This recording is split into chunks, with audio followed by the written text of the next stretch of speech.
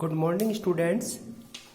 BA first year की आज की अपनी क्लास में हम राजनीति शास्त्र के मूल आधार विषय का अध्ययन करेंगे। मैं सबसे पहले तो आपसे ये कहना चाहूँगा कि जिन भी विद्यार्थियों ने राजनीति शास्त्र विषय लिया है या जिन्होंने पूर्व में राजनीति शास्त्र विषय को पढ़ा नहीं है, उनके लिए मैं आप एक मैसेज देना चाह रहा हूँ कि यह विषय उतना कठिन नहीं है जितना अमूमन इस विषय को समझा जाता है। यह बात ठीक है कि पूर्व में आपने इस विषय का अध्ययन नहीं किया है, तो इसलिए इस विषय के अध्ययन में आपको कठिनाई का अनुभव होगा, लेकिन अगर ध्यान से आप पढ़ेंगे, मेरे लेक्चर्स को देखेंगे, तो निश्चित तौर पर आपको इस विषय के बारे में किसी भी तरह की कोई भी परेशानी नहीं होगी। दूसरी बात इसमें यह कि बीए फर्स्ट ईयर में दो पेपर हैं आपके। एक है राजनीति शास्त्र के मूल आधार, जिसका अध्ययन हम आज करने वाले हैं, और दूसरा जो पेपर है उसका नाम है भारतीय राजनीतिक विचारक। राजनीति शास्त्र के मूल आधार और भारतीय राजनीतिक विचारक, ये दो विषय ये दो पेपर हैं आपके राजनीति शास्त्र में। इन दोनों का आपको अध्ययन करना है। तो सबसे पहले आज थोड़ा सा कठिन पेपर है, उसके बारे में हम आज शुरू करेंगे। उस पेपर का नाम है राजनीति शास्त्र के मूल आधार। और आपके यहाँ पर जो बुक्स अवेलेबल है लाइब्रेरी में, वैसे तो बहुत सारी रेफरेंस बुक आपको मिल जाएगी, लेकिन सिलेबस के अकॉर्डिंग, टॉपिक के अकॉर्डिंग जो किताबें लिखी हुई हैं उनमें पुखराज जैन और बीएल फड़िया का नाम प्रमुख रूप से मैं ले सकता हूँ। और इसके अलावा और भी बहुत सारी पुस्तकें हैं जिनके बारे में आपको लाइब्रेरी में जब आप जाएंगे आप देखेंगे, वहां पर राजनीति शास्त्र के मूल आधार या फाउंडेशन ऑफ पॉलिटिकल साइंस के बारे में बहुत सारी बुक्स अवेलेबल है। तो जहां से जो भी मैटर आप कलेक्ट कर सके या जहां पर भी इजी गोइंग में आपको लगे कि हम अध्ययन कर सकते हैं इस विषय का, तो वहां से आप उस मैटर को आप कलेक्ट कर लें, या तो फोटोकॉपी कर लें या अपने मोबाइल में आप फोटो खींच कर रख लें और उसके बाद में नोट्स बनाना शुरू कर दें। इसके अलावा दूसरा जो पेपर है वो है भारतीय राजनीतिक विचारक। उस पुस्तक के बारे में या उस पेपर के बारे में मैं ये कहूंगा कि थिंकर्स है, और थिंकर्स ने अपने जमाने में जो भी बातें कही हैं उन बातों का हम वैसे ही अध्ययन करेंगे जैसी कि बताई गई हैं। तो इसमें भी जो किताब जो है उसका लेखक जो प्रमुख रूप से बताया गया है पुखराज जैन, और पुखराज जैन के अलावा भी एक और किताब आती है जो बहुत अच्छी लिखी हुई है, मधुकर श्याम चतुर्वेदी। भारतीय राजनीतिक विचारक के दो लेखक किताबों के बता रहा हूं मैं, एक तो पुखराज जैन और दूसरा मधुकर श्याम चतुर्वेदी। और तीसरी किताब जो है वो के एल कमल साहब की लिखी हुई है, जो पहले वाइस चांसलर रहे थे राजस्थान विश्वविद्यालय के एल कमल साहब की किताब है। तो दो तीन किताबें मैंने आपको बताई। पहले पेपर में मैंने आपको दो नाम बताए, तीसरा नाम और भी जोड़ सकते हैं, बीएम जैन साहब का, उनका भी नाम जोड़ सकते हैं। तो आज हम पहला पेपर पढ़ने वाले हैं और उसका नाम है राजनीति शास्त्र के मूल आधार। लेखक इसके बीएल फड़िया की भी अच्छी आती है, कॉलेज बुक हाउस की पुस्तक है, और पुखराज जैन की भी किताब है। मेरे पास में यहाँ पर पुखराज जैन की किताब है, ये देख लीजिए आप, राजनीति शास्त्र के मूल आधार। और दूसरी जो किताब मेरे पास में अभी अवेलेबल है वह है भारतीय राजनीतिक चिंतन की किताब है। ये एमए में भी पेपर चलता है, एमए फाइनल में पेपर चलता है, बीए फर्स्ट ईयर में भी चलता है, बहुत जगह आपको थिंकर के बारे में पढ़ने को मिलेगा। और ये पुस्तक है के एल कमल साहब की। और दूसरा लेखक मैंने आपको कौन सा बताया, मधुकर श्याम चतुर्वेदी। तीसरा लेखक मैंने बताया पुखराज जैन। तो बहुत सारे लेखकों की किताबें मौजूद है। तो आज जो चीज हम पढ़ने वाले हैं वो है राजनीति शास्त्र के मूल आधार। राजनीति शास्त्र या राजनीति विज्ञान, इन दोनों का जब हम अर्थ समझने की कोशिश करते हैं तो मैं आपसे ये कहूंगा कि सामाजिक ज्ञान विषय आपने कक्षा 10 में पढ़ा होगा। सामाजिक ज्ञान विषय आपने कक्षा 10 में पढ़ा होगा। 10th स्टैंडर्ड में आपने सामाजिक ज्ञान विषय को पढ़ा होगा, जिसमें सामाजिक ज्ञान समाज के विभिन्न पहलुओं या विभिन्न पक्षों से जुड़ा हुआ एक बहुत बड़ा विषय है, जिसमें आप भूगोल का भी अध्ययन करेंगे, अर्थशास्त्र का अध्ययन करेंगे, नागरिक शास्त्र का अध्ययन करेंगे, समाज शास्त्र का अध्ययन करेंगे, लोक प्रशासन का अध्ययन करेंगे, नीति शास्त्र का आप अध्ययन करेंगे। तो समाज विज्ञान एक ऐसा विषय है जो मानव जीवन के समस्त पक्षों का अध्ययन करता है, लेकिन राजनीति शास्त्र उसी समाज विज्ञान में से निकला हुआ एक छोटा सा पक्ष है, जिसके ऊपर हमारा कौन सा विषय टिका हुआ है, राजनीति शास्त्र। तो हम यह कह सकते हैं कि समाज विज्ञान एक बहुत बड़ा विषय है, और इस विषय में से कौन सा विषय निकला हुआ है, राजनीति शास्त्र निकला हुआ है। अब राजनीति शास्त्र में मानव जीवन के राजनीतिक पक्ष का अध्ययन होता है, समाज शास्त्र में समाजशास्त्र में मानव जीवन के सामाजिक पक्ष का अध्ययन होता है, नीति शास्त्र में नैतिक पक्ष का अध्ययन होता है और अर्थशास्त्र में मानव जीवन के आर्थिक पक्ष का अध्ययन होता है। तो आज हमें सोशल साइंस के जितने विषय देखने को मिलते हैं वे सारे विषय मानव जीवन के अलग अलग पक्षों के साथ में जुड़े हुए हैं। लेकिन यह बात आपको नहीं भूलनी चाहिए कि मानव जीवन के विभिन्न पक्ष एक दूसरे के साथ में जुड़े हुए होते हैं। मानव जीवन के विभिन्न पक्ष एक दूसरे के साथ में जुड़े हुए होते हैं और एक पक्ष को दूसरे पक्ष से अलग करके हम उसका अध्ययन नहीं कर सकते। हालांकि राजनीति शास्त्रियों ने स्वायत्त अनुशासन के रूप में राजनीतिक शास्त्र को विकसित करने का प्रयास किया और डेविड ईस्टन, हम ये देखते हैं कि डेविड ईस्टन जो है वो क्या करते हैं, राजनीतिक शास्त्र को विज्ञान बनाना चाहते हैं और स्वतंत्र विज्ञान का दर्जा देना चाहते हैं, लेकिन उनकी ये कोशिश जो है वो सफल नहीं हुई है और मानव जीवन जो है वो निश्चित तौर पर मानव के जीवन के दूसरे पक्षों के साथ में राजनीति विज्ञान का राजनीतिक पक्ष जुड़ा हुआ होता है। सामाजिक पक्ष राजनीतिक पक्ष के साथ में जुड़ा हुआ है, आर्थिक पक्ष राजनीतिक पक्ष के साथ में जुड़ा हुआ है, राजनीतिक पक्ष सामाजिक पक्ष के साथ में, राजनीतिक पक्ष आर्थिक पक्ष के साथ में जुड़ा हुआ है। तो राजनीतिक विज्ञान की जब हम अर्थ की बात करते हैं तो हम ये कह सकते हैं शासन करने की नीति का अध्ययन करने वाला विषय राजनीति शास्त्र है। राजनीति यानी शासन करने की नीति का अध्ययन करने वाला विषय राजनीति शास्त्र है। या फिर ये कह सकते हैं आप कि मानव जीवन के बहुत सारे पक्ष होते हैं और इन पक्षों में से जिस विषय में मानव जीवन के राजनीतिक पक्ष का अध्ययन होता है उसे हम राजनीति शास्त्र या राजनीति विज्ञान कहते हैं। तो सामान्य सी बात है कि राजनीति शास्त्र में या राजनीति विज्ञान में मानव जीवन के राजनीतिक पक्ष का अध्ययन होगा।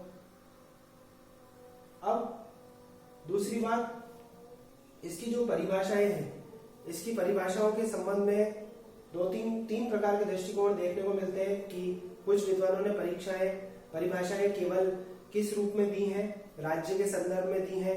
कुछ विद्वानों ने परिभाषाएं किस रूप में दी हैं, सरकार के रूप में दी हैं। और कुछ विद्वानों ने राज्य व सरकार दोनों के संदर्भ में परिभाषाएं दी हैं, केवल सरकार के अध्ययन के रूप में, केवल राज्य के अध्ययन के रूप में, केवल राज्य और सरकार दोनों के अध्ययन के रूप में।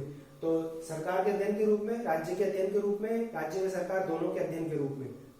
तो इनकी परिभाषाओं के संबंध में भी दो प्रकार के दृष्टिकोण यहाँ पर बताए जा सकते हैं। एक है परंपरागत दृष्टिकोण और दूसरा है आधुनिक दृष्टिकोण। परंपरागत दृष्टिकोण, ये सारी परिभाषाएं परंपरागत दृष्टिकोण में आती हैं। केवल राज्य के संदर्भ में, केवल सरकार के संदर्भ में, केवल राज्य व सरकार दोनों के संदर्भ में। परंपरागत और आधुनिक, ये दो प्रकार के दृष्टिकोण है परिभाषाओं के संबंध में भी। तो हम आज परंपरागत दृष्टिकोण का अध्ययन करते हैं। क्षेत्र के संबंध में भी हम क्या पाते हैं, दो प्रकार के दृष्टिकोण देखते हैं, एक परंपरागत दृष्टिकोण और एक आधुनिक दृष्टिकोण। तो राज्य के संबंध में जो परिभाषाएं दी हैं उनके बारे में हम बात करते हैं आज। राजनीति शास्त्र की जो परिभाषाएं हैं, पहली परिभाषा हम देखते हैं राज्य के संदर्भ में। और राज्य के संदर्भ में गार्नर ने परिभाषा देते हुए कहा है कि राजनीति शास्त्र क्या है, राज्य का अध्ययन करता है। गार्नर की जो परिभाषा है, वैसे तो परिभाषा दी गई है उनके द्वारा कि राजनीति शास्त्र का आरंभ और अंत राज्य के साथ होता है।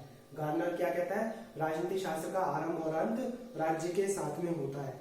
तो गार्नर के बाद में देखिए जो परिभाषा आती है वो परिभाषा है गैरिस की। गैरिस क्या कहता है, राजनीति विज्ञान में शक्ति की संस्था के रूप में राज्य के समस्त संबंधों, उसकी उत्पत्ति, उसकी स्थिति, उसके प्रयोजन, नैतिक महत्व, आर्थिक समस्याओं, अस्तित्व की अवस्थाओं, वित्तीय पहलू, उद्देश्य आदि पर विचार किया जाता है। गैरिस भी जो परिभाषा देता है वो परिभाषा क्या कहता है कि राज्य के संदर्भ में उसकी शक्ति का अध्ययन, उसकी संपत्ति का अध्ययन, उसके प्रयोजन का यानी उसका उद्देश्य क्या है और उसकी आर्थिक समस्याएं कौन सी हैं, उसके अस्तित्व की अवस्थाएं कौन कौन सी हैं, उसके वित्तीय पहलू क्या है, सब कुछ राज्य के बारे में अध्ययन किया जाता है गैरिस के अनुसार। गार्नर, गैरिस, इसके अलावा ब्लंशली परिभाषा देते हैं राजनीति विज्ञान वह विज्ञान है जिसका संबंध राज्य से है, जो यह समझने का प्रयत्न करता है कि राज्य के आधारभूत तत्व क्या है, उसका आवश्यक स्वरूप क्या है। अब जैसे ब्लंशली क्या कह रहा है कि राजनीति शास्त्र का संबंध राज्य से है और जो यह बताने का प्रयास करता है कि राज्य के आधारभूत तत्व क्या है। अब राज्य के आधारभूत तत्व कौन से हो गए, नंबर 1 राज्य के आधारभूत तत्व कौन से, जनसंख्या है ना, इसके अलावा सरकार,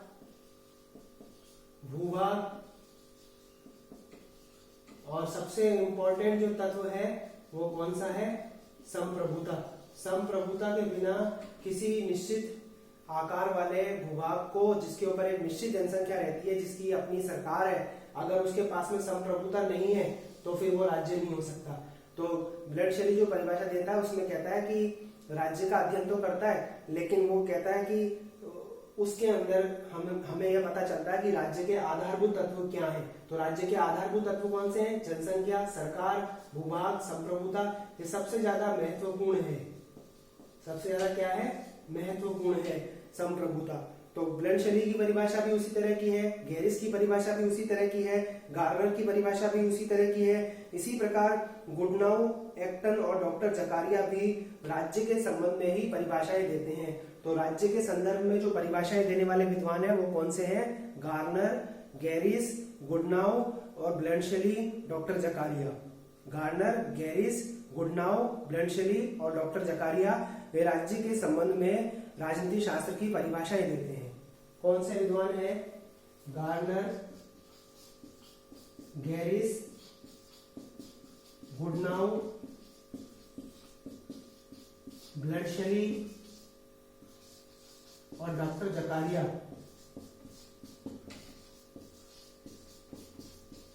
ये सारे विद्वान राज्य के संबंध में राजनीति शास्त्र की परिभाषाएं देते हैं। तो आज हमने क्या चीज देखी है कि राजनीति शास्त्र की जो परिभाषाएं हैं वो राज्य के संदर्भ में कौन कौन सी परिभाषाएं जो है वो बताई गई है। राज्य के संदर्भ में इसकी जो परिभाषाएं हैं वो बताई गई हैं। कल हम देखेंगे इसमें कि सरकार के संबंध में जो परिभाषाएं बताई गई हैं वो कौन कौन सी हैं। सरकार के संबंध में परिभाषाएं देने वाले विद्वान कौन से हैं? सीले और लिकॉक। मतलब आप अगर परिभाषा नहीं भी याद रख सकते तो इन विद्वानों के नाम याद रखिए और बताइए कि है ना ये परिभाषाएं जो है वो इन विद्वानों ने दी जो सरकार और राज्य के संबंध में परिभाषा देते हैं। लिकॉक और सीले का नाम कौन सी परिभाषाओं के संबंध में आता है कि राजनीति शास्त्र का संबंध किसके साथ में है? सरकार के साथ में। तो देखिए सरकार के संबंध में सीले ने क्या कहा? राजनीति विज्ञान उसी प्रकार सरकार के तत्वों का अनुसंधान करता है जैसे संपत्ति शास्त्र संपत्ति का, जीव शास्त्र जीवन का, बीज गणित अंकों का और रेखा गणित स्थान और दूरी का पता लगाता है। तो सीले ने परिभाषा दी है वो ये कहता है कि राजनीति शास्त्र जो है वो उसी तरीके से राजनीतिक पक्ष का अध्ययन करता है जैसे कि अर्थशास्त्र अर्थ का अध्ययन करता है, संपत्ति का अध्ययन करता है, बीज गणित अंकों का अध्ययन करता है, बीज गणित में अंकों का अध्ययन होता है और ज्यामिति में या रेखा गणित में स्थान और दूरी का पता लगाया जाता है और जीव शास्त्र में या जीव विज्ञान में जीवन का अध्ययन किया जाता है। जीवों के जीवन का अध्ययन जीव विज्ञान में किया जाता है। तो सीले जो परिभाषा देते हैं उस परिभाषा के अनुसार राजनीति शास्त्र उसी प्रकार से सरकार के तत्वों का अनुसंधान करता है जैसे संपत्ति शास्त्र में संपत्ति का, जीव शास्त्र में जीवन का, बीज गणित में अंकों का और रेखा गणित में स्थान और दूरी का पता लगाया जाता है। अब लिकॉक जो परिभाषा देते हैं, लिकॉक की परिभाषा भी सरकार के संबंध में है। लिकॉक ने जो परिभाषा दी है उसके अनुसार लिकॉक क्या कहता है कि राजनीति शास्त्र सरकार से संबंधित विद्या है। राजनीति शास्त्र सरकार से संबंधित विद्या है। तो लिकॉक की परिभाषा बहुत छोटी सी है और सीले की परिभाषा बहुत बड़ी है। तो लिकॉक के अनुसार राजनीति शास्त्र सरकार से संबंधित विद्या है। तो दो तरह की परिभाषाएं मैंने आज आपको बताई हैं। एक राज्य के संबंध में कौन परिभाषा देता है? गार्नर, गैरिस, गुडनाउ और ब्लड शेली और डॉक्टर जकारिया। और सरकार के संबंध में जो परिभाषाएं देने वाले विद्वान हैं वो कौन से हैं? सीले और लिकॉक। और मैंने आपको बताया कि राजनीति शास्त्र मानव जीवन के राजनीतिक पक्ष का अध्ययन करता है या राजनीति शासन करने की नीति का अध्ययन करने वाला विषय राजनीति शास्त्र है। या फिर तीसरी तरीके से आप अर्थ बताते हुए कह सकते हैं कि समाज विज्ञान का संबंध मानव जीवन के सभी पक्षों के साथ में होता है, लेकिन राजनीति शास्त्र का संबंध मानव जीवन के राजनीतिक पक्ष के साथ में होता है।